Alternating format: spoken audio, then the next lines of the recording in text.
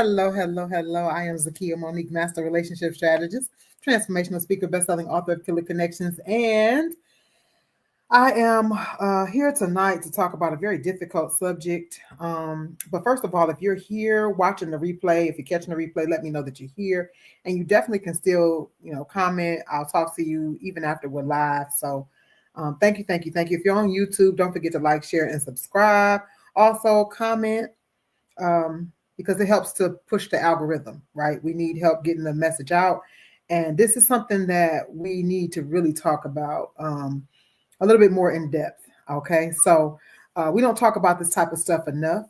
We kind of steer clear away from subjects like this until it happens, and that's too late, in my view, to discuss it and to talk about how to be more proactive in handling things like this. This is a heavy topic. I had no plans to talk about this topic, but my cousin texted me and, she asked me, have you been following it? And I was like, nope. And I kept right on going, but I started listening. And the next thing I know, I was taking notes.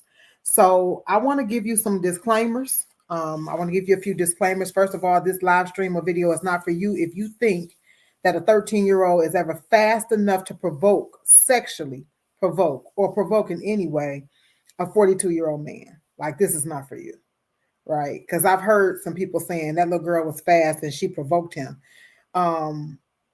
You are definitely entitled to your opinion, and I will respect such, but please understand that in my view, there's nothing that a 13-year-old should be able to say to turn on a 42-year-old man. Just my thoughts. I don't care how advanced she is, how mature she is. There's just not anything that a 13-year-old should be able to say to a 42-year-old to turn him on. Right. So this live stream is not for you if you think that she was fast and that's why this happened. This live stream is not for you if you want to call women stupid. Like, if you want to talk about the women that he dated and how stupid they were like this, that's not what we're doing here. Don't get me wrong. We are definitely going to assess accountability where it's necessary. But I don't know one woman that ain't been a fool at least one time for one man. Right. Now, what that foolishness may cost us may not have been as much as this here, but it cost us some time, if nothing else. So I'm not in the business of calling another woman stupid. That's just not what I do. It's not my thing. Another disclaimer is this is going to be a little controversial. I need you to stick with me when I say this, okay? Don't just tune out. Hear me clearly and hear me thoroughly. All CSCs are not created equal. Okay, all CSCs, criminal sexual conduct charges, are not created equal, right? Legally, they are all wrong. So if they are equal in any regard, they're all wrong, and criminally, they can be prosecuted. But that's where the line draws. That's why they have different sections, right? I won't argue, that it's wrong, but I know an 18-year-old that was kicking it with a 15-year-old, and because the mother was vindictive, the mother prosecuted that 18-year-old and sent the 18-year-old to prison. Now, an 18-year-old dealing with a 15-year-old, let's be clear. I'm going to be honest. When I was 15, I was kicking it with two 20-year-olds and a 23-year-old. And the 23-year-old was my main thing. That was my main thing. I loved him. I wonder where he... Okay. Anyway, I wasn't intimate with him, but I certainly could have been. And when I was 16, my boyfriend was 19. But in my view, there's a huge difference between a 16 and a 19-year-old, or a 16 and an 18-year-old versus a 15-year-old, or versus a 42-year-old and a 4-year-old child. Like, that's what I mean by all CSCs are not created equal. A 42-year-old with a 4-year-old child, we can't begin to look at that the same as we do an 18-year-old versus a 15 and a 15-year-old. We can't begin to look at that the same. I mean, I want to help us understand that that's not the same, right? It's not the same when you have a 15 and an 18-year-old versus a 42-year-old and a teenager. Like, we just can't, I'm just saying. I'm not sticking up for nobody, but we just got to know that it's a little bit of a difference here. Some mitigating factors got to be factored in, is all I'm saying. Another disclaimer, most of my information has come directly from watching the testimonies in the trial.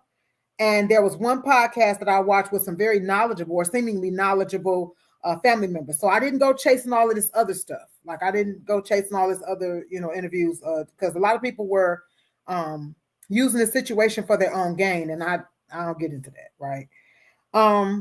So y'all know I don't report when something's shaky. Like I don't, I try to keep my information credible. So that's what I use. I just want to make sure we got that understanding that that's what I use. So I don't know these people personally. I do not. So I'm really directing what I'm saying toward behavior and how something like this can happen. Okay. I have a huge problem with this case and the fact that this is not the first time that something like this has happened. And that's even more of a problem for me, right?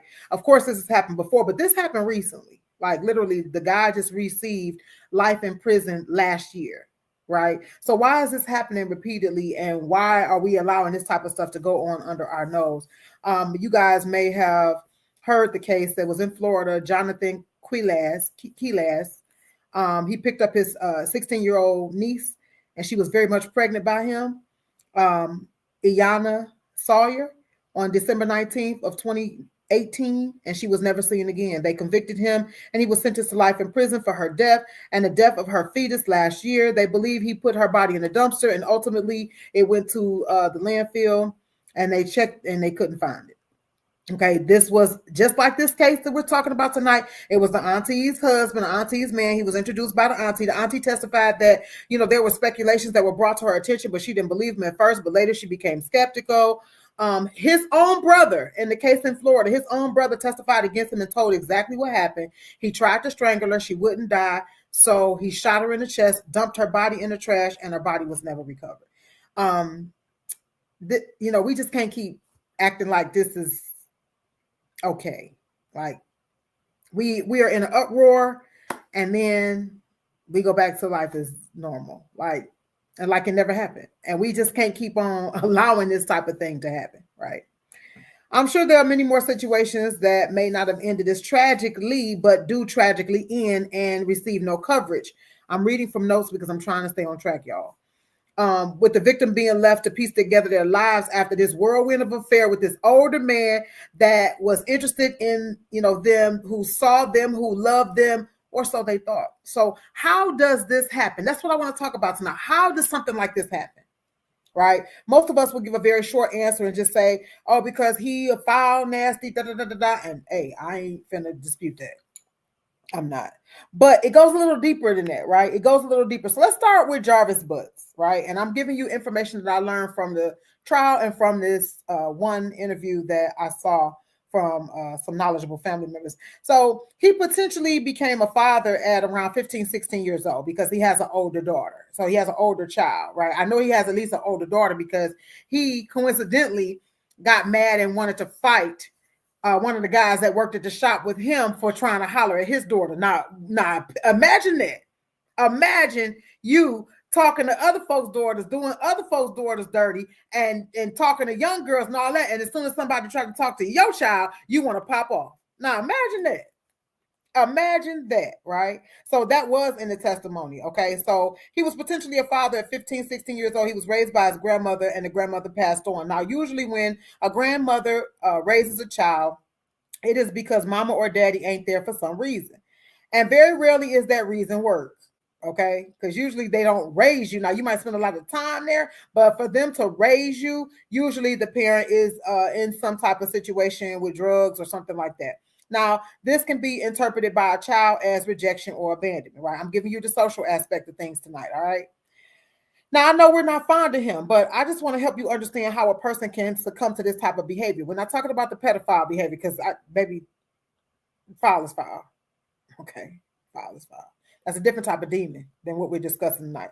But I'm talking about how you can daddy, not father, daddy, 13 to 20 children with multiple women, dog women. But again, get mad when somebody tried to talk to your grown daughter. Now, his daughter was grown when the guy tried to talk to her, and he wanted to scrap.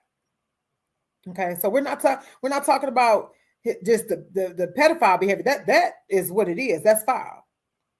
But what about all of the women, all of the children that he has daddied, not fathered? Now let me take a segue real quick because there was a question on the floor that I asked on Facebook. I said, Is it possible for a man who has multiple children, like 13 children, by let's say 9 different women, is it possible for him to be a great father? And some guys came along and said, yes, I'm a witness, and da da da da da. Here's the thing. Here's the thing that amazes me, that in 2025, we still seem to think that financial provision is what a child needs from the father.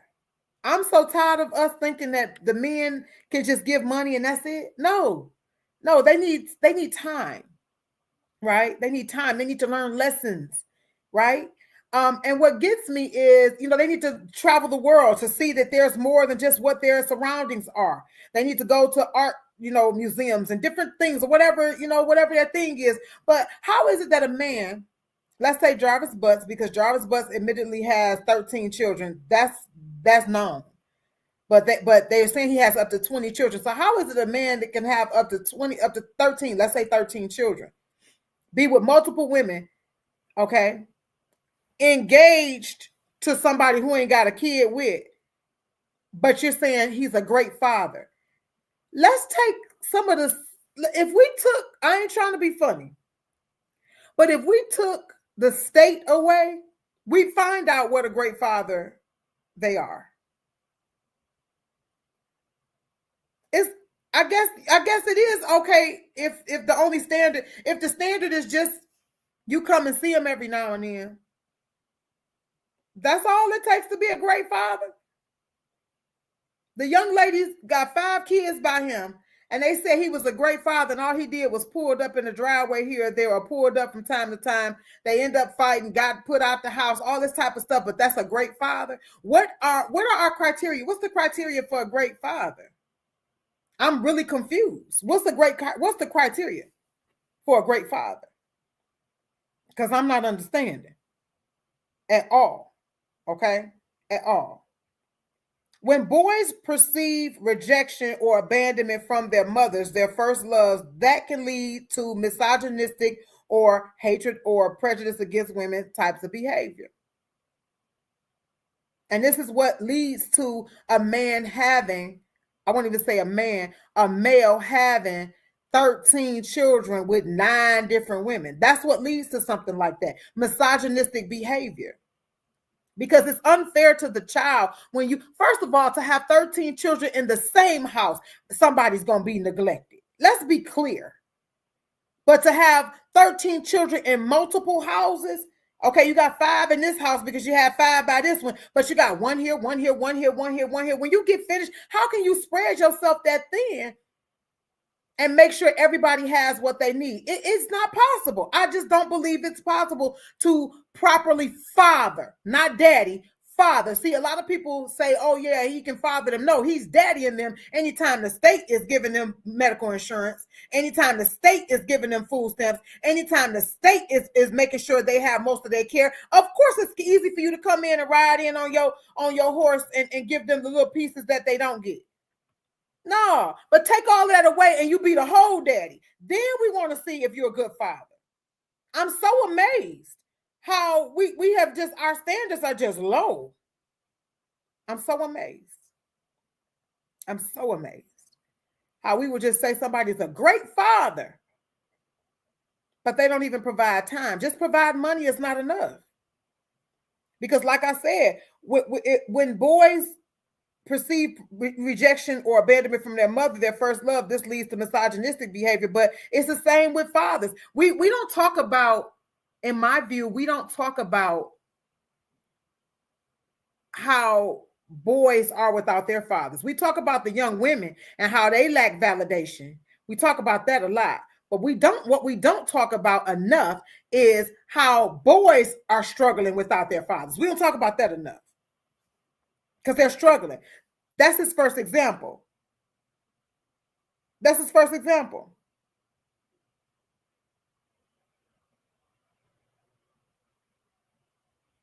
You got a guy who goes on an all-out meat slanging, baby making campaign and not care one bit who he hurts. And we wonder how. Because his heart is broken. Heart is broken. Heart is broken. By who? It's first love. First love. That's how you have a whole song called "Our Dog Hoes." Our dog hoes. Our dog hoes. Our dog hoes. Heartbroken. When a young man is not mothered properly until he heals, it impacts how he loves and connects in his relationships. The same is true for young women when they're not fathered properly. When a young man is not fathered properly until he heals, it impacts how he shows up in his leadership, in his manhood, in his relationships. The same is true for young women when they're not mothered properly. This is why we have so many young guys that want to be courted, want to be chased now, like women. Most guys, men, as far as I've always known it, like to do the challenging, chasing. They don't want you to come chase them. They want you to show them that you're interested, but they don't want you to chase them. But nowadays, these guys want to be courted like chicks. They definitely do. Definitely do. The mother is a young woman's first example of womanhood and the young man's first example of love. And the father is the young man's first example of manhood and the young woman's first example of love. When there is a deficit, we have a problem. We have a problem, a huge one. That's why we need each other. I have a little bit deeper of a teaching on this on my YouTube channel, Relationship TV with Zakiya Monique. It talks about how women coddle their sons, etc. Check that out because I want to stay on track here. And we can go from there. But have you ever heard the old saying that, see how he treats his mother to determine how he'll treat you? Now, that ain't totally true because I've seen some guys treat their mother well and treat their women horrible, okay? But what it tells you is that he does have the ability to treat you well, right? And so with that being said, I heard from the sister on a witness stand that there's some brokenness, possibly even between him and the sister, but definitely there's some brokenness there. And when the leader, the man, is broken, the whole is in trouble. When the leader, the man, is broken, the whole. When the head is broken, the whole suffers. The whole suffers. It suffers. Why? Because where he getting ready to lead you to? A ditch? Now, a couple of young ladies testified because he used them throughout the whole case. The fiance, who was also a mother, dated him from 2019 to 2024. Said they got engaged in 2023. Now, the fiance had to know about these cases because she was dropping him off to turn himself in for one of the cases, right? This is before the whole situation with Ziyah, right? And that's how the phone ended up in her car, and they took her car for evidence, right? But they asked her, was he secretive with his phone? And she said yes, and it bothered her so much that she took a picture of his face so she could try to get in his phone with facial recognition. They asked her if she knew about the other women, and she said yes, and admitted that, he never stayed with her overnight. This is her fiance. This your fiance. He never spent the night with you. He only stayed till 2:00 in the morning. Sometimes he parked around the corner and walked to her house. Again, I'm not in the business of calling women stupid because we all have been whatever we've been for a man. But here's what I do want to say. That's what you want to be with for the rest of your life? It got to be some brokenness there, right? Because you want to be, for the rest of your life, you want to be with a man that park around the corner to come and walk to your house because he don't want somebody to know he at your house, number one. Number two, he's so guarded with his phone that you trying to sneak in his phone with facial recognition. You know he cheating on you, but this is what you want to bind yourself to for life. And then they asked her, why did she stay? And she said he was good with her children. Baby, your children was in immediate danger. Immediate danger. And you knew he had these cases. Broken. Then we had the young lady, I forgot her name, but I call her Out of Driving Balfour because that's where she lived, right? She admitted that they only had a physical relationship. Now, this is the baby mama, and they got a physical relationship, right? And she knew about the other women, but they had a baby together. Now, despite him having a truck of his own, he got a Cadillac Escalade, okay? A pearl Cadillac Escalade of his own, and he works at a car shop. He told her, I need to borrow your car to take my son somewhere. I need to borrow your car to take my son somewhere. He got a Cadillac truck of his own and work at a shop, but he needs to borrow her car. They're not even in a relationship together. He engaged to her, supposedly, But you want to borrow her car to do something with his son. He came back with the car dented and a pair of clear glasses in the back that looked like the same ones that Ziyah had on. She presented the glasses to him. He snatched the glasses and put them in his truck after telling her that they belonged to her son. And she still let him use her car again. Wow. Wow. There was a call that occurred when he told her, I want you to go wipe down everything I touched.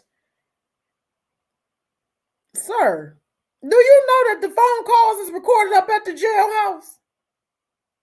Phone calls are recorded, and he went and told that girl, wipe down everything I touched. Now, when this man went and told you wipe down everything, you still didn't think he did nothing.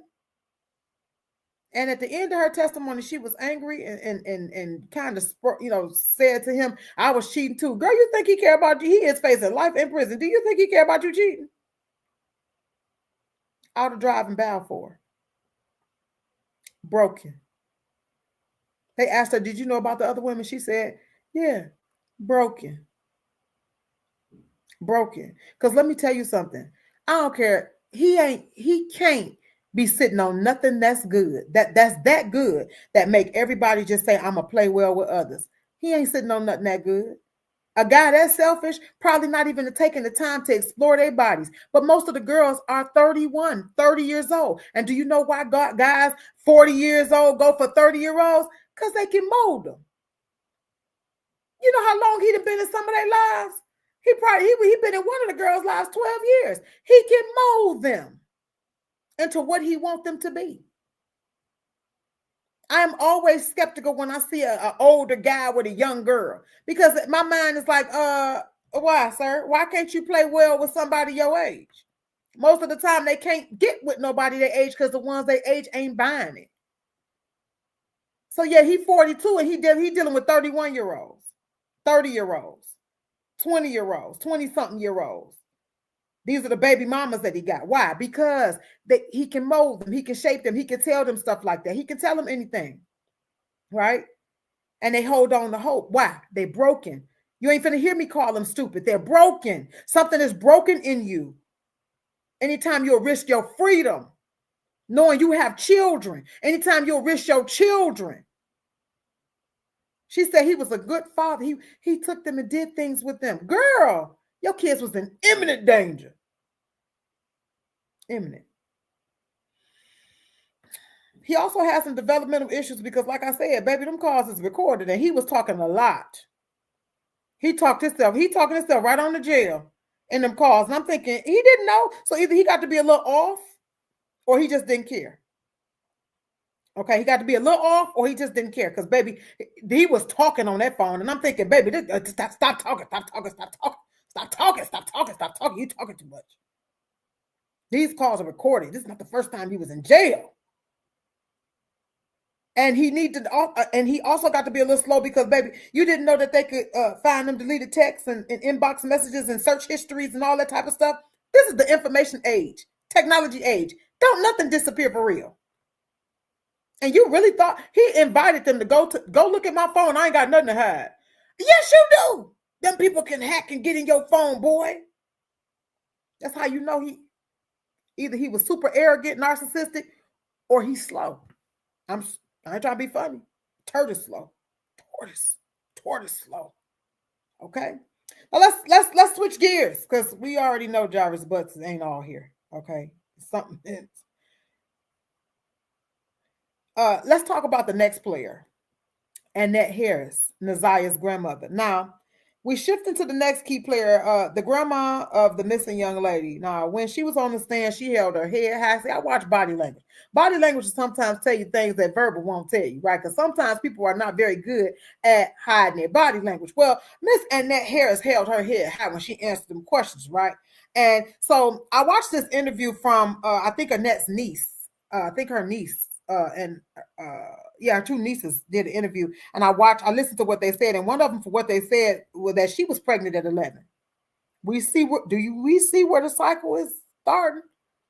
They said that Annette was pregnant at 11 years of age and has something like 7 kids. So we've only heard about 3. Okay, we heard about Naziah's mama, and then we heard about them twins. But we didn't hear about none of the other kids. They said she had something like 7 kids, and she just don't talk about the mothers. Okay. Now, let me make an observation. When a mother is healed, not perfect, but healed, she is more likely to raise children and not have to raise layers of grandchildren. I'm going to say that again for the people, just in case you like, say that again. When a mother is healed, not perfect, but healed, she is less likely to raise layers of grandchildren. She'll raise her kids, but what happens is she gives her children what they need to be productive citizens. And while she might keep her grandkids here or there, she doesn't end up in a situation where she has to raise them, right? When you see a grandmother that has to raise layers of grandchildren, usually there's a lot of brokenness in some of them layers. Okay, when you see a grandmother raising somebody's kids, they off on some crack, they alcoholics, they left the kids. It's something broken about whoever left. And that mama picking up the slack. Because 9 times out of 10, they know that they contributed to some of that brokenness. Maybe they feel like they didn't keep that child safe or whatever, right? So again, when a mother is healed, not perfect, but healed, she is more likely to raise children and not have to raise layers of grandchildren. You might have that one child that ain't right, that's half cocked, I get it. But you ain't raising layers of grandkids, right? But when the bird is forced to fly out of the nest with one wing, it has to keep coming back to the nest to prevent from falling and failing, right? And see, a lot of baby boomers struggled and needed help because of their brokenness, because they've seen a lot, right? Seen a lot, endured a lot. Baby boomers, hands down, they went through a whole lot, okay? I believe that most baby boomers were molested. I really do. I believe they were molested or they saw a lot. That's why we got a lot of alcoholics, a lot of, they did drugs. They went right to it. Why? To escape. They wanted to escape. They wanted to get away from. They wanted to get away from it. They wanted to get away from the life, get away from the visions. They wanted to get away from what they'd seen, right? And so a lot of baby boomers struggled and they needed help, but they had villages. Villages were real and necessary. But baby boomers are not a great grandparents. So we have Gen X and millennial grandparents now. And the villages are near about extinct, and grandmas ain't raising your kids. Shoot, they barely want to watch it. Now, I love my Zammy Boo. Okay. So nowadays, when you see someone that has to raise their children, oh, it's a problem. Grandchildren, they got to raise their grandchildren. It's a problem because Gen X's and millennials ain't trying to take your kids to raise them. They trying to have life. Because 9 times out of 10, they spent most of their life raising you. So they like, baby, you can keep the kids out. But a lot of them baby boomers took them grandkids because they wanted to stay on aid. Let's just call it a spade. Let's call it a spade. Most of them took them kids so they can go ahead and keep on qualifying for that income. Let's just call it what it is. Most of them had to because the kids, the parents was broken and on drugs and all that. But they wanted to take some of them kids too because guess what? Once them kids grew up and was older and was offered them grants, Mom, you about to have to get a job. Not if them grandkids come. I watched several cycles of that happen. Them grandkids come and save the day because grandma wasn't trying to get no job now. I'm going to just call it what it is. So if you see someone now that's a grandparent now, that's a Gen X and millennial now, that's taking kids, it is not because they want to stay on welfare or public housing. It is because somebody's on crack, somebody's on pills, somebody's on something's wrong. Very rarely is it, oh, they went away to school, or they went, very rarely, because baby, stay here and go to school. That's your baby, right? And so Annette's body language changed 3 times on the witness stand. 3 times. You can watch it for yourself. It's on YouTube. Number 1, when they asked her if Jarvis came into her house or not. Listen, baby, she don't like Jarvis. And here's my opinion. You don't got to take it. This is my perception from the way she talked about Jarvis and the way her body language changed. And here's the thing. She don't like Jarvis for 2 reasons. Because he brought heat with this nonsense. See, people like Annette, who currently is getting paid to be a foster parent, She's a foster parent. Not only did she adopt Naziah and her brother, but she's also a foster parent. So guess what? He like this messes with her money. Just an observation. So I don't like him because he messing with my money. And see, one of the young ladies in that podcast I watched, she said that this was not the first time that all of this stuff came up, that there was a birthday party in 2022 of September, and he propositioned two. He propositioned Ziyah, and he propositioned another little girl. Another little girl got on. She got to running and was like, I'm ready to go home. And when they got ready to report it, Annette said, no, we're going to take care of it. She didn't want to report it. Why? You messing with my money. Another reason why you don't like Jarvis is because control.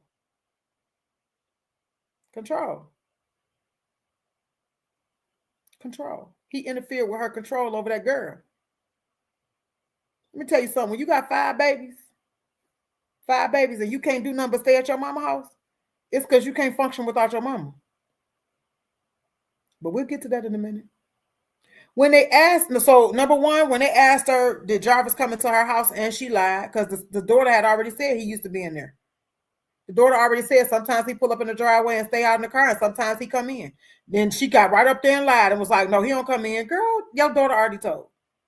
Number two, the second time her body language changed is when they asked her what happened after Naziah did not come home after 3 o'clock. She got she wasn't doing all that at first. She was very, very matter of fact, and all of a sudden, what happened? Where that come from?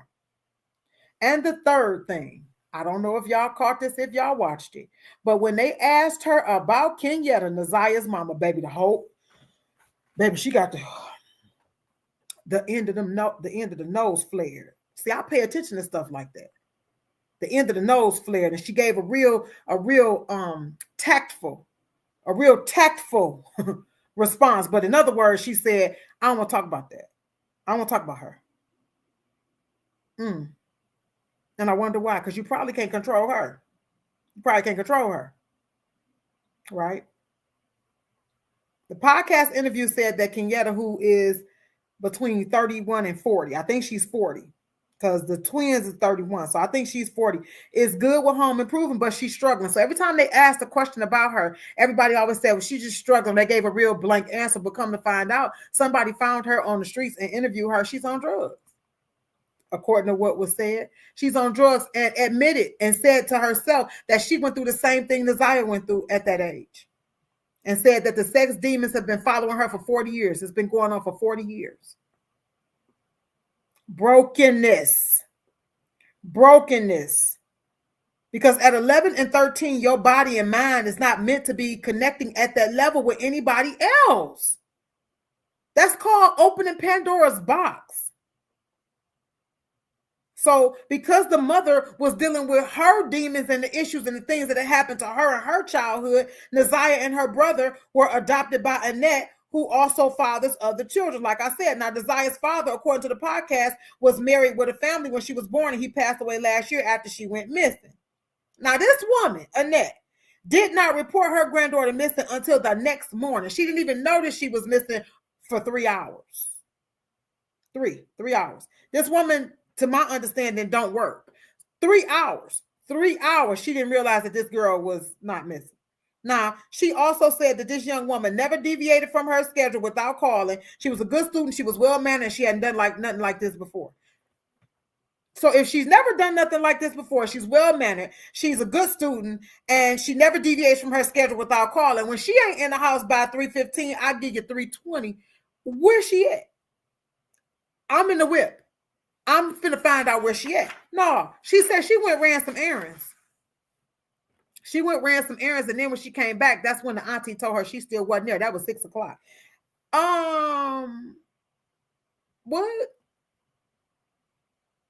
What happened? And this girl was, according to Annette, she had some problems with somebody in school. That's why she said she took her out of the after-school program, but didn't take the other kids out. So she took her out of the after-school program because she was having problems with a bully. So she having problems with a bully, and she never did this before. She never deviated from her schedule, and all of a sudden she pops up missing for 3 hours, and you ain't noticed something? What if the bully done beat her up? Then beat her down. Somebody didn't jump to somewhere and she's somewhere bleed. You just, oh, okay, I'm gonna go run errands. Oh, okay. Why one of them errands wasn't to the school? I'm just asking. She still didn't report that baby missing until the next day. So somebody lying. Because either this is something she done before, or you just dropped the ball. Somebody lying. Ain't no way. This child ain't never deviated from her schedule before. Ain't no way. Just my observation. And then, baby, where is the brother? Where is Naziah's brother? Because they said she might have been sad because her brother ran away. Baby, where the brother at? And they still collecting checks for the brother. Where's the brother? They just said he gone. Where, baby? Are we sure he gone? Anybody heard from him or seen him? I'm just asking. And all those people in that house, nobody went in that basement and caught her with that man. She told that man to meet her in the basement of their house. And did nobody go in that house was full. The one daughter got 5 children. 5. So her plus 5 kids. The grandma plus her 2 foster kids. Naziah and her brother. And did nobody catch her in the basement? A little sketchy. Just a little sketchy. I'm just saying. I don't know. Maybe it's just me that saw it this way. I don't know. It's a little sketchy. I got a problem with that because I can hear in my basement. Okay? I can hear in my basement. So, excuse me. Okay? And no kids, nobody went downstairs and seen him? Who wasn't supposed to be in the house? Let her tell it? Okay.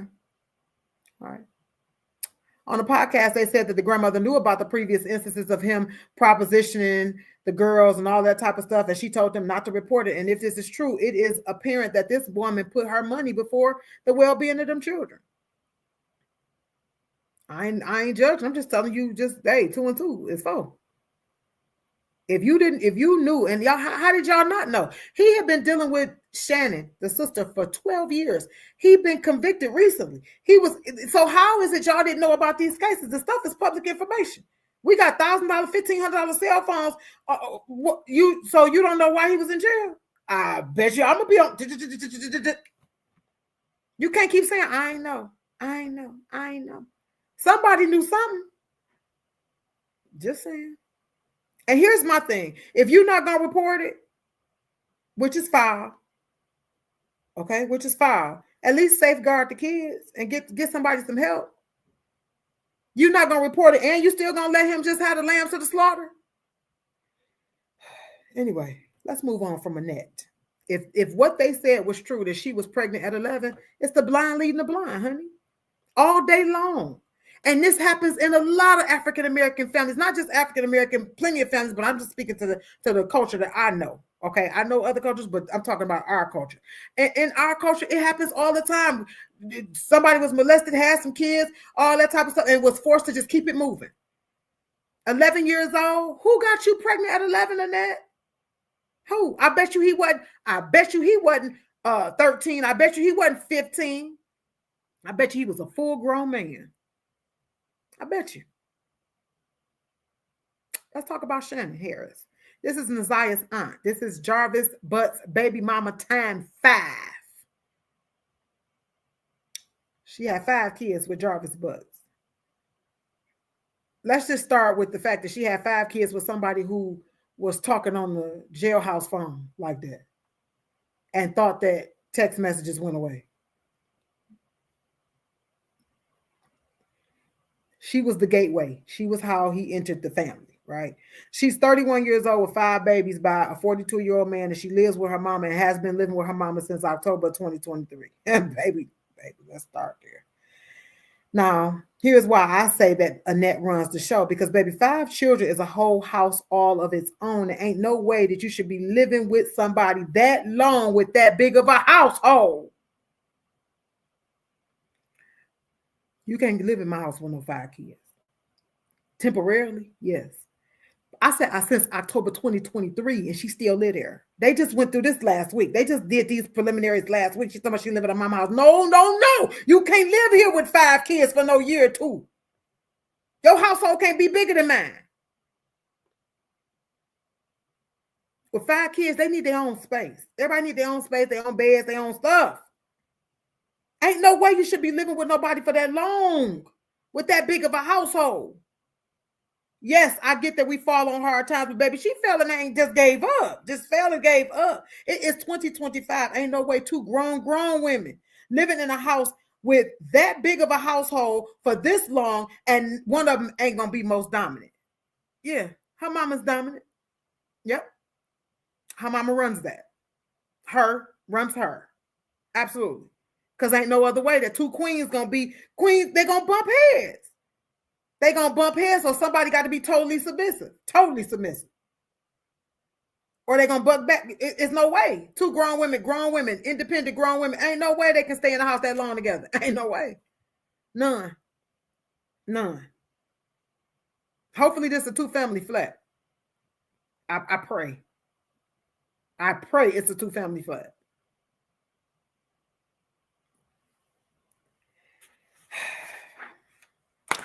She said that she had a place in Mount Clemens.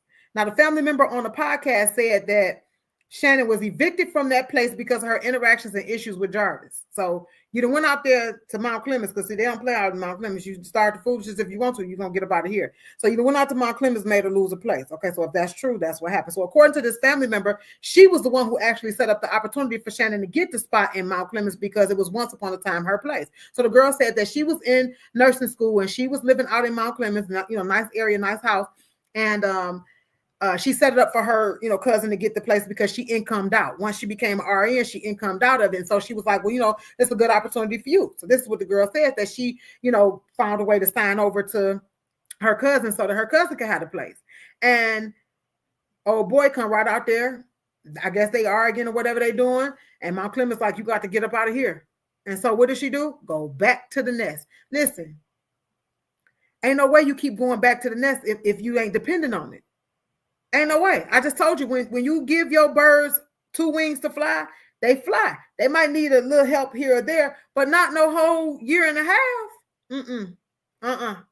half. She went back to her mother's house and been there ever since. This shows dependence, because surely there should have been enough income, or there's some programs that could have helped her purchase a house at this point. And since October 2023, she could have owned a house. There are so many programs out here. There's so many that would have helped her. Ain't no way with 5 kids. Ain't no way that she couldn't have had a program or could have had something that would have helped her at this point. But when you're dependent, that's where you stay. Now, she has 5 children by Jarvis and has dealt with him for approximately 12 years, which means he watched that baby grow up.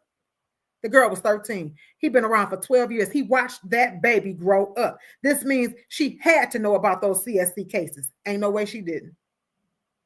And something is wrong with you spiritually, mentally, emotionally, and socially if you decide to be with a man who is a serial child rapist and you keep having children by him that you nor he have the capacity to truly take care of. If you truly had the capacity to take care of him, or he truly had the capacity to take care of him, you wouldn't be living with your mama. And I'm not downing her. Not at all. Not at all. That's learned helplessness. It is. I'm not downing. But sometimes some parents want you to remain dependent on them so that they can control you. Manipulation.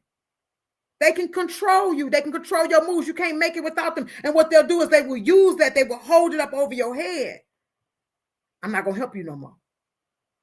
And because she ain't getting no consistent help from him, because she said one time she called him and he said, why you keep calling me?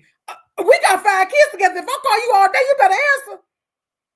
Or you're going to see little Junior in the trench coat up at your job. What you mean why I'm calling you? Why I keep calling you? Because you keep getting me pregnant. You keep having kids with me. I'm just saying. Okay, I'm sorry. My bad. I'm just saying. So, she knew about them CSC cases. Now, if you choose to deal with somebody, and again, I'm not down to nobody, okay? Because I was raised on Focus Hope. That cheese was bomb, made the best grilled cheese. We had shredded pork, shredded beef. I ain't above it. I ain't above it, okay? What I'm saying though is it is proven, it's factual that she don't have the capacity to take care of them kids. If she did, she wouldn't have to be at her mama house. It is factual that he don't have the capacity to take care of them kids, because if they did, they wouldn't be at her mama house. So I'm giving you facts. I'm not giving you what I think, and I'm not downing them. I'm just giving you facts. Okay. So she done been with him for over 12 years. She know he a serial child rapist. And you keep having children by him knowing that y'all can't take care of these kids. Now, if you choose to deal with somebody who has a CSC case, and keep in mind, he gave a 4-year-old chlamydia. He gave a 4-year-old baby chlamydia. That was proven. Okay. He was convicted in 2005. So this ain't no charges that might have happened allegedly. No, he was convicted in 2005. He is known as a serial child rapist. He gave a 4-year-old child chlamydia, which made me say, who else did he give something else to? Okay. But if you choose to deal with somebody who has a CSC case and they around here giving 4-year-old kids chlamydia, because remember I said all CSC cases are not the same. A 15-year-old and an 18-year-old that's done fell in love and the mama get mad and prosecute them, that's not the same as a 42-year-old touching a 4-year-old. It's not the same, baby. Okay? You can argue amongst yourself, but it's not the same. But if you okay with being with somebody that gave a 4-year-old child an STD, that's your prerogative. That's your prerogative. But ain't no way he should have been up around no children unsupervised. That's like leading the lambs to the slaughter. Ain't no way he should have been up around no children unsupervised. Ain't no way. Now, the family member in the podcast said that she, Shannon, and they all knew, and she said he did his time and the girl lied on him. Baby, everybody ain't lying. Where there is smoke, there is fire. And everybody not lying on him. He was convicted. You don't have to be convinced. He was convicted. It's public record. Now, I'm struggling because she said she didn't know anything and never sensed nothing. Now, I got a problem with this because you know he has a CSC in 2005 and 2 cases in which he's been charged, but y'all sent your daughter and niece up to a nasty shop where mostly men are to clean up.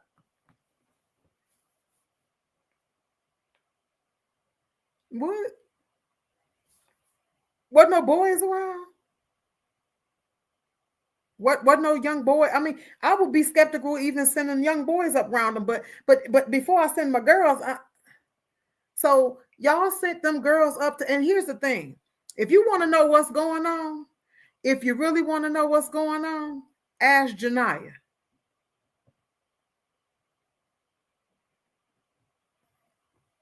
Ask Janiyah. Janiyah is Shannon's daughter because Janiyah was always at the shop with them. Janiyah was who she rode with him with. Janiyah, ask Janiyah. Ask Janiyah. Janiyah and Auto Drive and Balfour know more than what they leading. Okay, Janiyah probably ain't said that, but Auto Drive and Balfour know more than what she know. Yeah, she know more than what she set up on that stand, in my view. I could be wrong. But that Janiyah, because he told her, come ride with me and Janiyah. Janiyah done picked up on something. Ain't no way. Ain't no way. If they old enough to clean up a shop and all of that type of stuff, like, no, I'm not sending no girls up to no nasty, funky shop to clean up. No, I'm not. They can do something else. Go get the boys. Get the boys to do it. But no, I'm not sending no girls up there. And then why did you have your niece texting your man? They said, well, is there ever any times that you told Naziah to text Jarvis? Yeah. What you got your niece texting your man for? You got 5 kids. If anybody needs to text for you, get one of them 5. Now, Janiyah was old enough to go clean up the spot, so she got to be close to Naziah's age. Hey, Janiyah, text your daddy for me. Ain't no way your niece should be texting your man. And you got 5 children. Something in the milk ain't clean. Some in the milk ain't clean. If Janiyah was old enough to go up to a shop and clean up, she was old enough to text her own daddy. And then you never thought anything was weird when your niece asked you about Outer Drive in Balfour. Now, the baby mama, another baby mama lived on Outer Drive in Balfour. That's the one whose car he used. He used her car to get rid of Naziah, okay? Because he didn't want to put it in his truck. So you didn't think it strange when your niece asked you, where's Outer Drive in Balfour? Which is the same exact place, according to what you said, that you admittedly picked your man up multiple times, and you said you didn't have no idea where he was coming from. He was just on the corner. This is a real life scenario. So you've picked your man up. Let me paint this scenario for you. You've picked your man up several times off of this one specific corner. You never know where he's coming from. He's just on that corner, and you pick him up on that corner, and it's Outer Drive in Balfour. And Balfour is not a major street.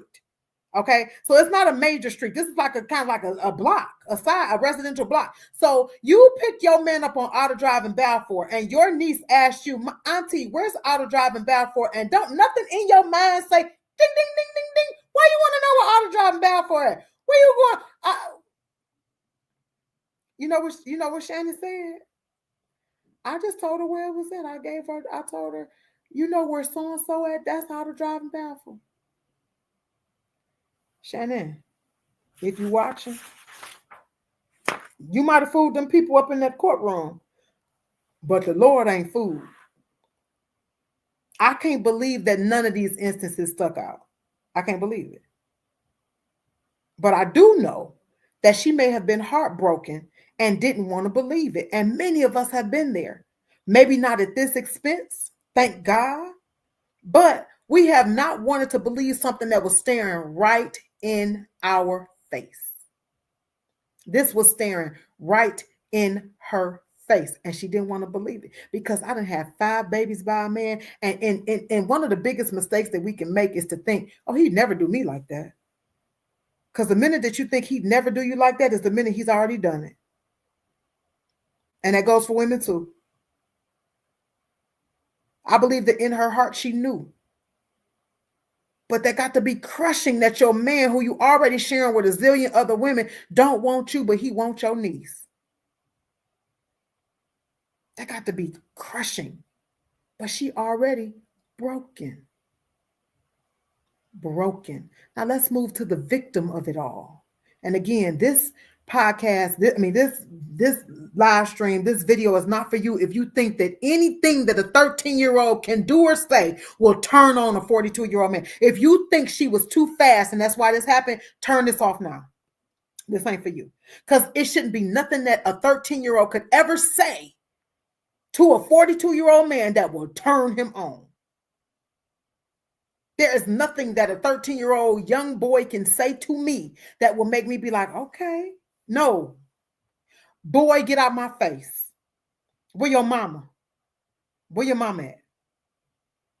Because not today. And tomorrow ain't looking too good for you neither. Where your mama at? I'm probably going to hit him. Okay, I ain't going to hit him. I ain't going to hit him. It ain't going to go well. Let's talk about Zakiya Harris. Yes, like you better go do something safe. Zakiya Harris was the victim in all of this. She is the 13-year-old girl that is missing. Her body is missing. They've already presumed her to be deceased. Her body is missing. They don't know where her body is, but they found clothing. They found text messages. They found different things, and they presume that she is deceased. And they have enough evidence to try Mr. Jarvis Butts because of everything that, DNA and all that type of stuff. It is believed that she was also pregnant. Now, again, there was a very close parallel to this Florida story. The Florida story, uncle got the niece pregnant. She was 16 though, but still got the niece pregnant, picked her up from school, tried to strangle her, shot her in the chest because she wouldn't die when he strangled her, and threw her body in the trash, and they never found her body either. Okay, he was just convicted a year ago. Very, very, very crazy like parallels to this story. Okay. Now let's talk about Naziah. Naziah, according to the podcast that I listened to, was a product of an extramarital affair, which caused her father not to have a consistent presence in her life, according to that cousin that's on that podcast. They said he never denied her, but he had a wife who, they said initially did not know about this situation. So he couldn't take her home, right? He couldn't take her home. And it was never a romance, like a relationship between him and the mama. It was just kind of, they was hooking up and somebody, got pregnant and boom. Okay. That happened. If that's true, then, that's why he wasn't in her life. Then Naziah's mother was described as dealing with the same type of struggles as Naziah has dealt with, sexual demons. And, there were a couple of internet sites that did, catch up with her mother, who allegedly is a stud. So she's dealing with some sexual stuff there and saying that the same sex demons have haunted her for over 40 years. So that makes me believe that she's 40 years old. And there's believed to be some drug use as well, which, like I said, a lot of times people use drugs to escape. We use mind altering drugs when we don't like what's on our mind. Like, come on. You know what I'm saying? You use mind altering drugs consistently because you don't like what's on your mind consistently. So it's an escape, right? As a result, Naziah was adopted by who? Her grandmother, who served as a foster parent for the state of Michigan as well. So Naziah and her older brother were adopted. But like I said, he just gone. Where is he? I want to know where he at. But okay. The grandmother, aunt, and cousins all described her as quiet, well-mannered, good child, good grades. There was never any mention of her running away previously or causing any type of disturbances prior to this. And even in her text messages to Jarvis, but she was saying, I can't go. I don't want to get in trouble. So she obviously was not wayward. Because even in her text messages, when he was telling her, come, just come outside, come, she was like, I can't. They said I can't come. I don't want to get in trouble. That don't sound like a girl that do what she want to do. This was in the text messages, okay? So I got this out the courtroom. As I said before, when a young girl does not get the validation from her first love, which is her father, and the example from her first example, which is her mother, there's a deficit. So Naziah didn't have a good relationship or a connection with her mom. So her first example was abandonment. And her first example of womanhood was abandonment. She may have perceived it as rejection. And her first example of love from her father and the validation that she needed was rejection, because he didn't come for me, right? He chose his other family and he just left me. Sometimes a kid's mind is not like stable enough for them to understand the dynamics of he got a wife. As a kid, if I'm hurting and you're not there for me, I'm not thinking about you got a wife and you can't lose your wife and all that, because what about me? Right? So she got a deficit, right? She has a deficit. And when there is a deficit, when there's an emotional deficit in our first home, until we heal, we look for others to fill that deficit, and that's where predators come in. That's where predators come in. They make young girls feel special, feel seen, feel heard, feel loved, but they don't love them at all. They're instead fulfilling their own demonic, filthy, funky, foul fantasies at the expense of the innocence of the child. They are also taking the top off of Pandora's box, which can, without intervention of some type, it can lead to a life of promiscuity and seeking escape in what? Drugs, alcohol, food, sex, shopping. This is how these cycles have been perpetuated. All because I had a deficit that I didn't create all of my own. Naziah didn't create her own deficit. It wasn't her fault. If she was a product of a premarital affair, that wasn't her fault. If you have a child outside of your marriage, that ain't their fault. You got to figure that out. You don't make them have a deficit because you made a mistake. You figure that out. But instead, she had the deficit, right? And so in comes the predator who's able to tell her she's beautiful. Why? Because her daddy ain't tell her. And if he did, he didn't instill it in her. That she didn't get the validation that she needed. She didn't get it. And this is how curses are perpetuated year after year, generation after generation. If what was said in that podcast is true, Naziah's grandmother was exposed to sex and pregnant by 11. Naziah's mom has admitted to being exposed to sex 13. Naziah was exposed to sex and pregnant by 13. Do we see where the perpetuation is? Generation after generation. And I'm willing to bet, like I said, the fathers were not 11 and 13 with them. Why? Because broken. When something's broken, it's easy for something to come and fill the cracks. And it may not always be the right thing or the best thing that comes and fills those cracks. In this instance, it was a 40-year-old, filthy, funky, foul specimen of a man that watched her grow up and decided to cross a line that never should have been crossed. And there are people that are, in my view, and I could be wrong, I ain't judging, but in my view, that are protecting them because they're protecting their own interests. But who protected that baby? Who? Everybody's protecting themselves, but everybody's broken. From Jarvis Butts to Annette to Shannon to the fiance to the girl, the baby mama on auto drive in Balfour. How do you mess with a man knowing that he touched a 4-year-old child and gave them chlamydia? And you got a house full of kids. You that pressed for love? You that pressed for a man? That's the message. You that pressed? Yes, I'm that pressed. That means there's some brokenness there because you that pressed for a man that you would have somebody over your children that have touched a 4-year-old, and gave the child chlamydia.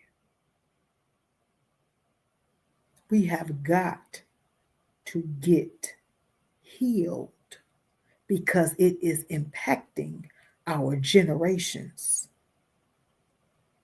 This is how something like this happens and cuts the future short of a beautiful young lady, all because of generations of brokenness on all fronts.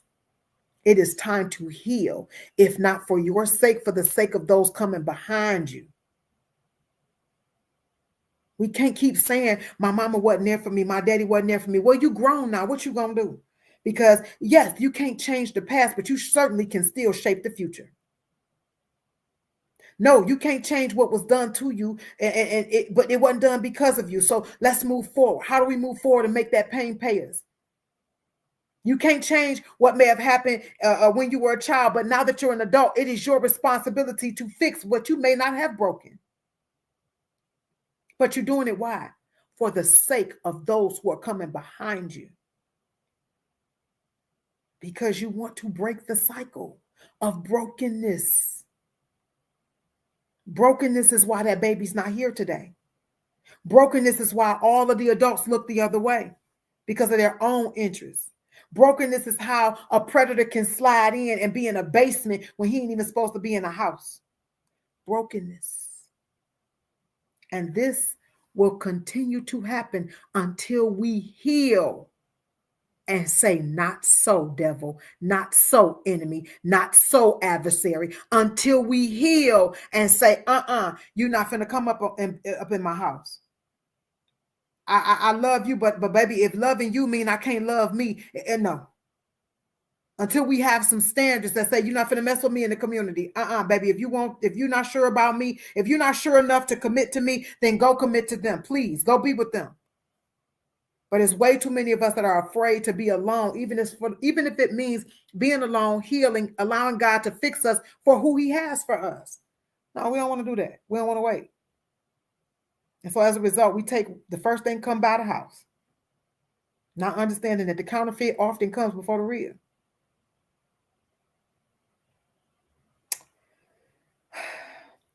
So this is just my take on it. Again, I ain't trying to tear nobody down. I'm just speaking factual. Like, I'm speaking factual, and and when it wasn't factual, I told you that, right? I told you when it was me versus when it was factual, right? And so ultimately, I love you.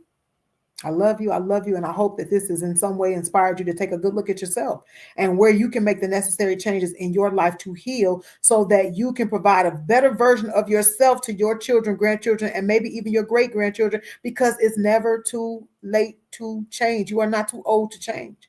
You have a pulse, you still have a purpose, right?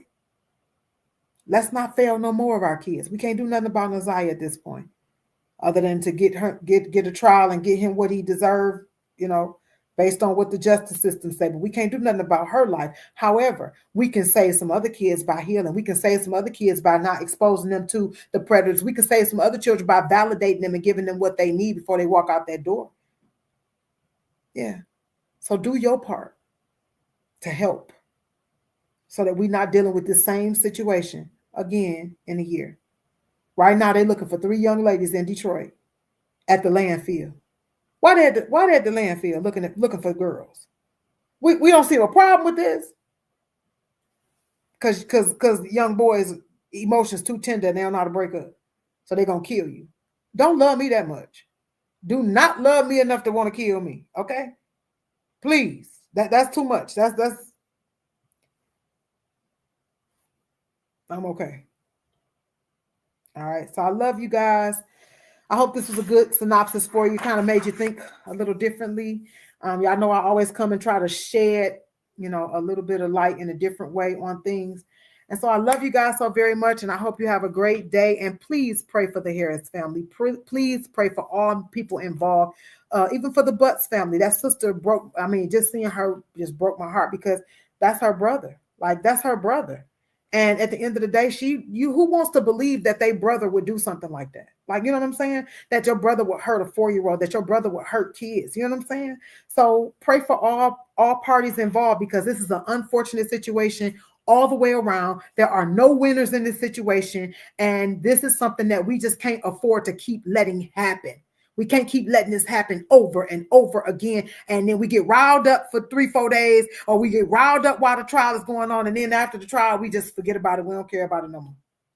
No, we got to stop that. There are, I'm going to say this before I sign off. There are, our culture has a bad reputation for being overexcited for 15 minutes. Right? We gonna strike. We gonna boycott. We only boycott for 10 minutes. They know we only gonna be mad for 5 minutes, and then we're gonna go back. So they know you can piss them off. It's okay if you piss them off. They're like, oh, it's okay if you piss them off. It's okay. They're only gonna be mad for 5 minutes. We don't follow through on nothing. Nothing. We boycotting this week. We boycotting 2 days. No, we can't keep letting this happen to our children. And that means it starts in our home with your children. Start with your children, validating your children, hugging your children, asking your children how their day was, paying attention to your children when they're off a little bit, paying attention. Yes, we got our problems. No, we're not perfect. Yes, we got our problems, and we're going through things ourselves as parents, but not so much that I don't understand what's going on with my baby, or at least trying to understand something. You know what I'm saying? Or I'm praying about it. Lord, give me some revelation, something. Praying over the kids, hugging the kids, making sure they okay. How was your day? Right? Sometimes they're not going to talk to us. That's why it's good for them to have somebody else that they can talk to. But ultimately, at least you're trying. But giving that validation in the house is important. Start there. Start in your home. Because that's your first work. Your first ministry is in home. So start in your house and then spread abroad, so that we don't have to keep on talking about this same situation. Because like I said, this just happened in 2018 in Florida, and they just prosecuted old boy and sent him to prison for life. He just beat the death penalty this much, but they sent him to prison for life last year. Look it up. Jonathan Quiles, Quiles, picked his 16-year-old niece, very pregnant niece. He was married to her auntie, very pregnant niece, picked her up, told her we were going to run away together. No, sis, that wasn't the plan. He told her we're going to run away together. Picked her up from high school. They ain't never see her again. Ain't found her body yet. We can't keep letting this stuff happen. What about the situations we don't hear about? Like I said, everything don't end tragically, but it comes to a tragic end. So what about the situations we don't hear about, right? So I love you guys, and I hope this helped in some way. Praying for both families, all parties involved, because the brokenness needs to stop, and hopefully her death will not be in vain. And so I welcome your comments. Again, just keep them respectful. We don't call, I'm not calling nobody stupid, but baby, you can't keep saying you don't know. Everybody know at this point. All right. But the unfortunate thing is, if that man got out of jail right now, he'd be with 2, 3, 4, 5, 6, 7, 8, 9, 10 women with children. And that's the unfortunate thing, because you're putting your kids at risk. What you do is your business. But when you put your kids at risk, that's when it's a different situation. All right. So I love you guys. I want you to have a great evening. You already know how. On purpose. God bless you.